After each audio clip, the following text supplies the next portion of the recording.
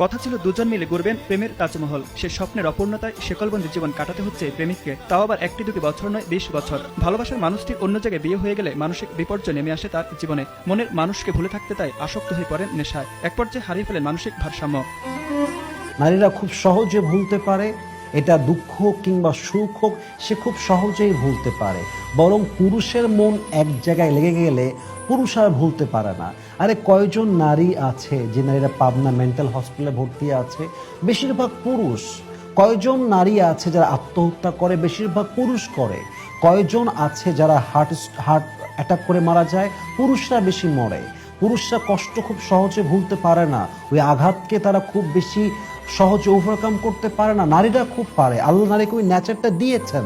অতএব যে পুরুষরা ভাবে আমার জীবন সঙ্গিনীকে ছেড়ে দিলে, আমার লাইফ পার্টনারকে ছেড়ে দিলে আজীবন আফসোস করবে, আজীবন আমার অপেক্ষা করবে, আজীবন আমার জন্য কান্না করবে, সে আসলেই বড্ড বোকা পুরুষ।